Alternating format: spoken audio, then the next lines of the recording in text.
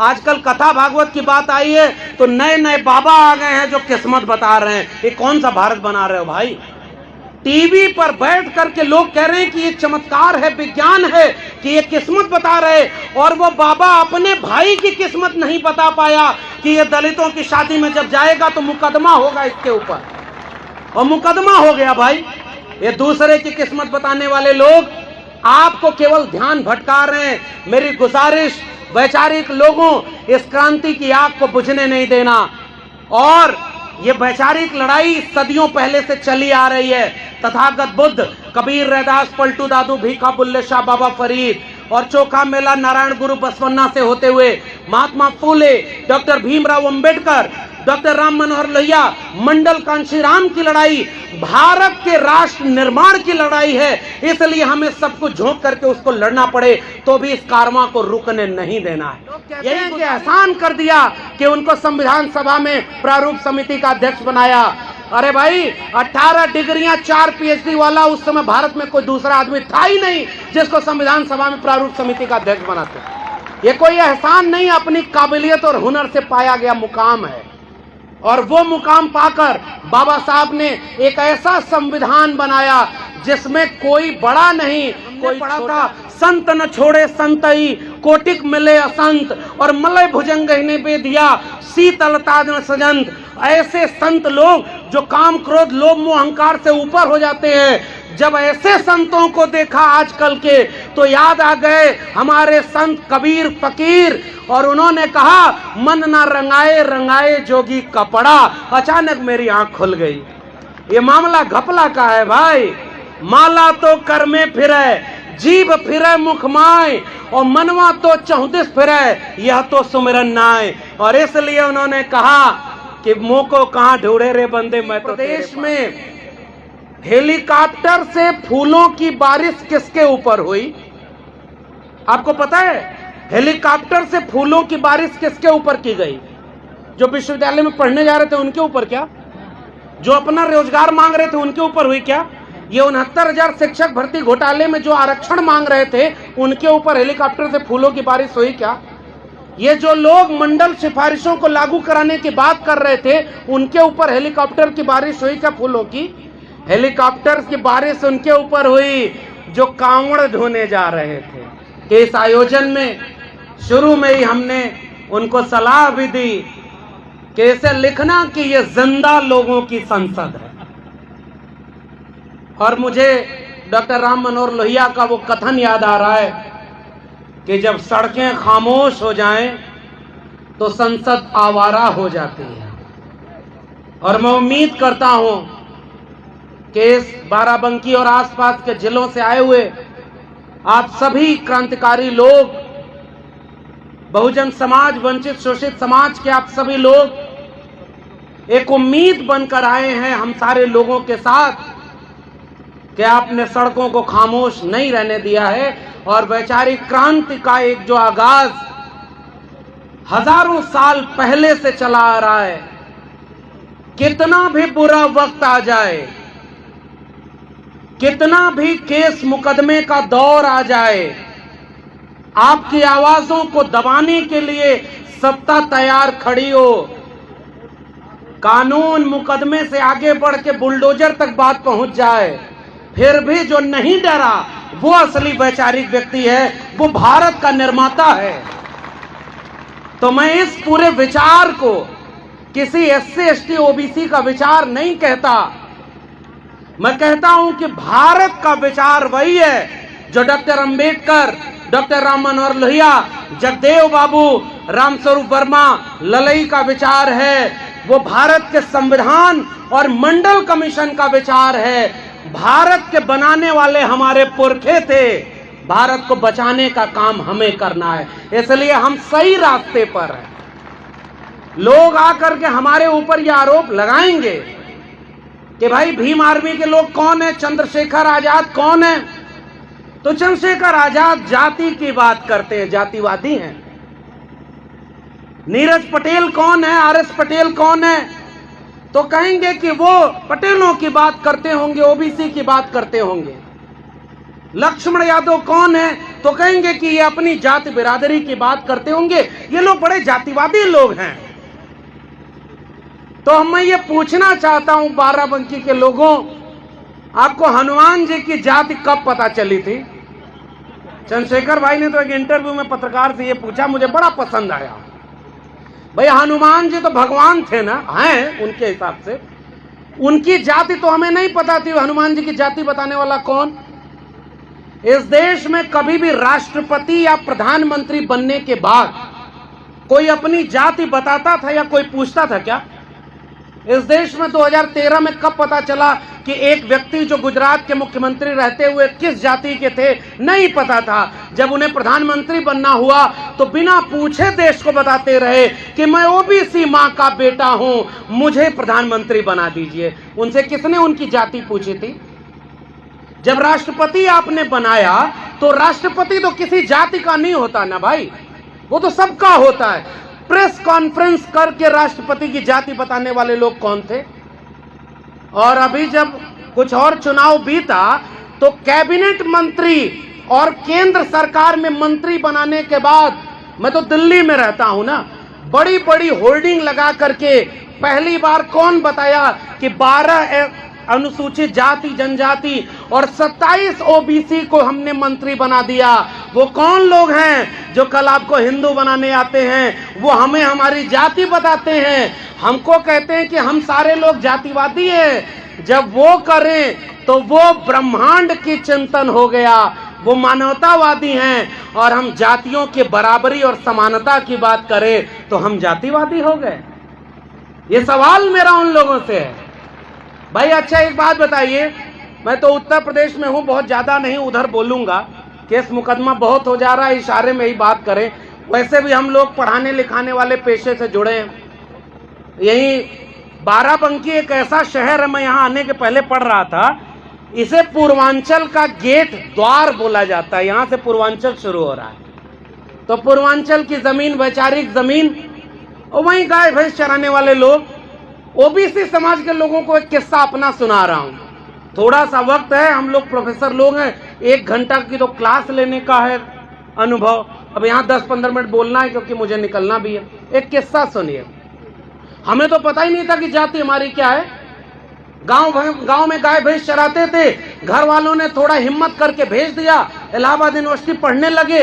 पढ़ते पढ़ते जब विश्वविद्यालय टॉप किया तो जो प्रोफेसर हमें बहुत पसंद करते थे, उनका बयान था कि जो गाय भैंस चराना लगे वो लोग अगर यूनिवर्सिटी टॉप करने लगे तो हमारे घरों के बच्चे कहाँ जाएंगे। तब मुझे पता चला कि मैं तो ओबीसी जाति का हूं। ये मेरे सामने मेरा प्रोफेसर ही मेरी जाति पूछता है।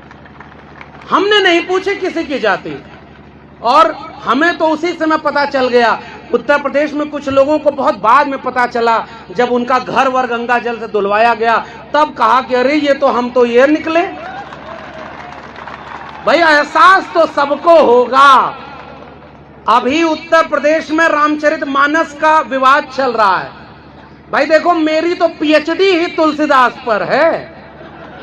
हमने तो उसी में पीएचडी की हुई है और हमने एक एक चौपाई पढ़ी हुई है। अभी तो 2-4 चौपाई पर, अभी लेखक साहब बोल रहे थे वर्मा जी, अभी 2 चौपाई 4 चौपाई पर इतना विवाद हुआ।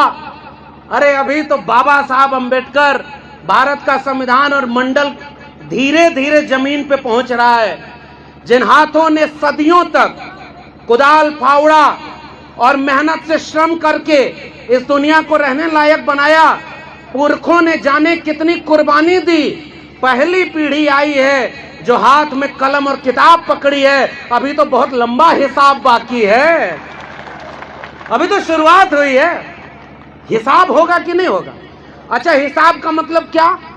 भाई हम ये पढ़ के अगर ये सवाल पूछेंगे कि भाई जिस चीज को आप लोग देवता बना के पूज रहे हैं, अगर वहां कोई मूछ रखने पर, कोई मटका छू देने पर, कोई घोड़ी चढ़ जाने पर और कोई अपने हकूक की बात कर देने पर मारा जा रहा हो तो सवाल पूछेंगे ना। अगर किसी जाति के लिए लिखा है जेबर नादन तेल कुम्हारा सपच करात कोल कलवारा, सारी चीजें, वो सारी चीजें लिखी हुई हैं, तो पूछा जाएगा आप अपना सम्मान बढ़ाओ, पूज्य विप्रशील गुणहीना शूद्र गुणगण ज्ञान प्रवीणा। मैं तो पढ़ाता हूं, पीएचडी किया हूं, इसलिए मैं बोल सकता हूं भाई। मैं तो ये पूछ रहा हूं, आप अपनी पूजा करवाए, हमें कोई दिक्कत नहीं, आप अपनी पूजा करवाओ। हमारे लिए क्यों कह दिया कि पूज्य शूद्र न गुणगण ज्ञान प्रवीणा? कोई विद्वान हो तो भी उसकी पूजा न हो। उसी दौर में वैचारिक क्रांति थी, अंबेडकरवादी मंडलवादी संसद में आए हुए लोगों, उसी समय संत कबीर सदगुरु रविदास ने कहा कि पूज्य चरण चंडाल के जो हो वे गुण प्रवीण। और वो वैचारिक लाइन है जिसमें हम कह रहे हैं प्रतिभा और काबिलियत का सम्मान। अब एक बात बताइए, इस देश में जातिवाद ने सबसे ज्यादा नुकसान किया है कि नहीं? उत्तर प्रदेश के लोगों को तो अच्छे से पता होगा। मंडलवादी और अंबेडकरवादी विचार का मतलब क्या है? कोई बड़ा नहीं, कोई छोटा नहीं। हम लोग बचपन में बुलडोजर को क्या देखने जाते थे? जमीन समतल करने का काम करता है। आजकल बुलडोजर लोगों का घर गिरा दे रहा है और उसमें लोग मर जा रहे हैं। मैं इससे ज्यादा नहीं कहूंगा। इसी प्रदेश में हेलीकॉप्टर से फूलों की बारिश किसके ऊपर हुई? आपको पता है? हेलीकॉप्टर से फूलों की बारिश किसके ऊपर की गई? जो विश्वविद्यालय में पढ़ने जा रहे थे उनके ऊपर क्या? जो अपना रोजगार मांग रहे थे उनके ऊपर हुई क्या? ये 69,000 शिक्षक भर्ती घोटाले में जो आरक्षण मांग रहे थे उनके ऊपर हेलीकॉप्टर से फूलों की बारिश हुई क्या? ये जो लोग मंडल सिफारिशों को लागू कराने की बात कर रहे थे उनके ऊपर हेलीकॉप्टर की बारिश हुई क्या? फूलों की हेलीकॉप्टर की बारिश उनके ऊपर हुई जो कांवड़ ढोने जा रहे थे। भाई हमें दिक्कत नहीं, तुम हेलीकॉप्टर की बारिश करो, जो मन करे वो बरसाओ, लेकिन एक बात बताओ, उस कांवड़ ढोने वालों में मैं अपने गांव की एक बात बताता हूं। आज से 15 साल पहले तकरीबन 15 लोग सरकारी नौकरी में थे, कांवड़ ढोने कोई नहीं जाता था। आज मैं अपने गांव को देखता हूं, 15-20 लोग कांवड़ ढोने जाते हैं और कोई सरकारी नौकरी वाला नहीं बच गया। एक किस्सा सुनिए, गांव में हम लोग गाय भैंस चराते थे तो एक किस्सा पुराने लोग जानते होंगे कि भैंस चुराने वाले रात के अंधेरे में भैंस की चोरी करने आते थे। ध्यान से समझिएगा, समझदार को इशारा काफी। बाकी नीरज पटेल जी हैं और चंद्रशेखर भाई हैं ही, वो अपनी बात कहेंगे तो फिर कोई कसर बाकी रह नहीं जाएगी। तो मैं तो 2-4 इशारा करके जा रहा हूं। अंधेरे में जब भैंस चुराने आते थे तो उसके गले में जो घंटी होती थी उसको लेकर एक चोर पूरब भागता था तो भैंस लेके बाकी चोर पश्चिम दिशा में भागते थे। अब अगर घर वालों की नींद खुलेगी तो किधर भागेंगे? जिधर से घंटी की आवाज आ रही है उधर जाएंगे ना। और पूरा गांव उधर भाग रहा है जिधर से घंटी की आवाज आ रही है। और चोर आखिरी में घंटी एक खेत में फेंक कर भाग गए। और वहां गांव वाले पहुंचे तो वहां क्या मिला उनको? घंटी। और रात के अंधेरे में चोर भैंस चुरा करके लेके। उत्तर प्रदेश के लोगों, कुछ लोग आए हैं, मैं और कुछ नहीं कह रहा, घंटी के पीछे भागोगे तो कुछ नहीं मिलेगा, अंत में वही मिलेगा, हमारी शिक्षा, हमारा रोजगार, हमारा सम्मान। उस सब की कोई चोरी कर रहा है, हम आपको बस सजग करने आए, आपको अपना हक मांगना है भाई।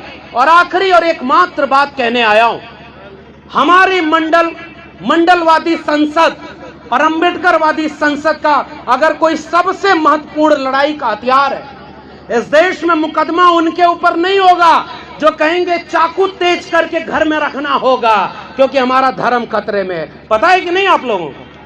चाकू तेज करने की बात कोई करता है कि नहीं? और तो और इस प्रदेश में कुछ लोग फकीर बन गए तो कोई जुबान काटने पर इतना रुपया और जो है गर्दन काटने पर इतना रुपया। और हमने पढ़ा था, संत न छोड़े संतई कोटिक मिले असंत और मलय भुजंग ने बेदिया शीतलता न सजंत। ऐसे संत लोग जो काम क्रोध लोभ मोह अहंकार से ऊपर हो जाते हैं, जब ऐसे संतों को देखा आजकल के तो याद आ गए हमारे संत कबीर फकीर। और उन्होंने कहा, मन ना रंगाए रंगाए जोगी कपड़ा। अचानक मेरी आंख खुल गई। ये मामला घपला का है भाई।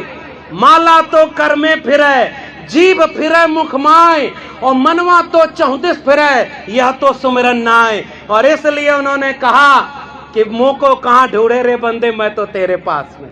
कुछ लोग आएंगे आपसे कहेंगे कि अरे तुम कहां ये बैठे हो, हालांकि यहाँ तो वैचारिक लोग हैं। वैचारिक लोग अपने गांव में जाकर देखिए, वो लोग कहते हैं आओ धर्म खतरे में है, आओ जो है मंदिर बनवाना। अब है तो बाराबंकी में बोल रहे हैं, बगल में मंदिर बन रहा है, बहुत अच्छी बात है, बनाइए, आपको जो मन करे वो बनाइए। लेकिन हम आपसे केवल ये पूछेंगे, बाबा साहब और वैचारिक क्रांति की लड़ाई ये है कि जिस दिन मंदिर जाने वाली भीड़ स्कूल, कॉलेज और विश्वविद्यालय जाने लगेगी, उस दिन इस भारत को विश्व गुरु बनने से कोई रोक नहीं पाएगा।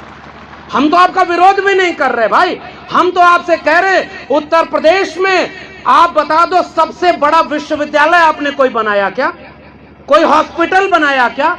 कोई स्कूल कॉलेज बनाया क्या? और केवल एक इशारा करके जा रहा हूं, मेरे गांव के लोगों, आपको पता नहीं है आपका क्या क्या लुट चुका है। नई शिक्षा नीति 2020 इस देश में लागू हो चुकी है। लोग कहते हैं कि एहसान कर दिया कि उनको संविधान सभा में प्रारूप समिति का अध्यक्ष बनाया। अरे भाई, 18 डिग्रियां, 4 PhD वाला उस समय भारत में कोई दूसरा आदमी था ही नहीं जिसको संविधान सभा में प्रारूप समिति का अध्यक्ष बनाते। ये कोई एहसान नहीं, अपनी काबिलियत और हुनर से पाया गया मुकाम है। और वो मुकाम पाकर बाबा साहब ने एक ऐसा संविधान बनाया जिसमें कोई बड़ा नहीं, कोई छोटा नहीं। संत रविदास ने कहा कि ऐसा चाहूं राज में जहां मिले सबन को अन्न, छोट बड़ो सब सम बसै, रविदास रहे प्रसन्न। कभी डरिएगा मत कि हमको कोई जातिवादी कहे तो हम डर जाएं। अरे सबसे बड़े जातिवादी वो लोग हैं जो 1% लोग विश्वविद्यालय में 99% प्रोफेसर बने बैठे हैं, वो एक ही जाति के लोग हैं। आपको वो जातिवाद क्यों नहीं नजर आया?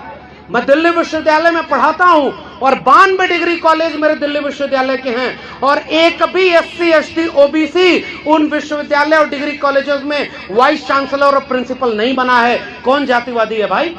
आपने सुप्रीम कोर्ट में आज तक जितने जज बनाए हैं, केवल 2 SC और 1 OBC है, शेड्यूल ट्राइब का कोई जज ही नहीं है। कौन जातिवादी है? आज जगदेव बाबू को याद करते हुए मैं केवल ये गुजारिश, हमने नारे सुन लिए हैं। समाजवादी आंदोलन का नारा था, सन सोपा ने बांधी गांठ, पिछड़ा पावे 100 में 60। OBC समाज के लोगों, हमें और आपको ज्यादा जागने का वक्त है। मैं कहीं भी देश भर में जा रहा हूं, मैं एक बात देखता हूं, और चंद्रशेखर भाई बैठे इनके सामने ये कबूल करते हुए कह रहा हूं, इस देश में सबसे ज्यादा अपमान और जलालत किसी को सहनी पड़ी तो वो शेड्यूल कास्ट के लोग थे। लेकिन जब उन्हें अपना एक वैचारिक आइकॉन मिला तो उन्होंने भारत ही नहीं पूरी दुनिया को बता दिया कि डॉक्टर अंबेडकर कौन है, उनको अब तुम मिटा नहीं सकते हो। ये ताकत है उस वैचारिक आंदोलन की। मानवर कांशीराम साहब ने आजाद भारत में वापस फिर से एक क्रांति की लहर जगाई, और अब ये तीसरा दौर है। OBC समाज के लोगों से मेरी गुजारिश केवल इतनी है, हमें भड़काया जाएगा, तोड़ा जाएगा, हमें आपस में कहा जाएगा कि तुम्हारी जाति वाले ने इसका हक मार लिया, इसकी जाति वाले ने इसका हक मार लिया, और हर जाति को आपस में लड़ाया जाएगा। कभी देखा है आपने कि उन तमाम शोषक जातियों में कोई आपस में नहीं लड़ता है, बहुत एक तालमेल बना होता है, सब एक दूसरे की मदद करते हैं, और आपके वोटों की कीमत आपके जाति के नेताओं को आगे खड़ा करके कर दिया जा रहा है। इसलिए, और दूसरी तरफ आपको सांप्रदायिकता में झोंका जा रहा है कि रोज मंदिर मस्जिद की लड़ाई तुम लड़ते रहो, रोज जो है ये कथा भागवत करते रहो। आजकल कथा भागवत की बात आई है तो नए नए बाबा आ गए हैं जो किस्मत बता रहे हैं। ये कौन सा भारत बना रहे हो भाई? टीवी पर बैठ करके लोग कह रहे हैं कि ये चमत्कार है, विज्ञान है, कि ये किस्मत बता रहे, और वो बाबा अपने भाई की किस्मत नहीं बता पाया कि ये दलितों की शादी में जब जाएगा तो मुकदमा होगा इसके ऊपर, और मुकदमा हो गया भाई। ये दूसरे की किस्मत बताने वाले लोग आपको केवल ध्यान भटका रहे हैं। मेरी गुजारिश, वैचारिक लोगों, इस क्रांति की आग को बुझने नहीं देना। और ये वैचारिक लड़ाई सदियों पहले से चली आ रही है। तथागत बुद्ध, कबीर, रैदास, पलटू दादू, भीखा, बुल्ले शाह, बाबा फरीद और चोखा मेला नारायण गुरु बसवन्ना से होते हुए महात्मा फूले, डॉक्टर भीमराव अंबेडकर, डॉक्टर राम मनोहर लोहिया, मंडल कांशीराम की लड़ाई भारत के राष्ट्र निर्माण की लड़ाई है। इसलिए हमें सब कुछ झोंक करके उसको लड़ना पड़े तो भी इस कारवां को रुकने नहीं देना है, यही गुजारिश है। और जाते जाते केवल एक चीज, कुछ ढपोर शंखों से बच के रहिएगा। ढपोर शंख का किस्सा सुना है आपने? एक आदमी गया और कहा, एक मार्केट में बाबाओं की बात हुई है, तब मैं बता रहा हूं जो चमत्कार और भविष्य बता रहे हैं, भविष्य बता रहे हैं भाई। और भारत के संविधान में अनुच्छेद 51A में कहा गया है कि आप वैज्ञानिक चेतना का विस्तार करेंगे। किताब में पढ़ा रहे हो कि सूरज का आकार इतना, उसका तापमान इतना, और हमारे यहाँ कथा में बता रहे हो कोई कोई सूरज को निगल गया। मैं चुनना चाहता हूं कि इस दोनों में से सही बात कौन सी है। और मंगल ग्रह को तो पता ही नहीं कि उसके नाम पर कितनी शादियां धरती पर टूट जा रही हैं। विज्ञान और तकनीक आई है तो हम बराबरी की जगह पर खड़े हैं।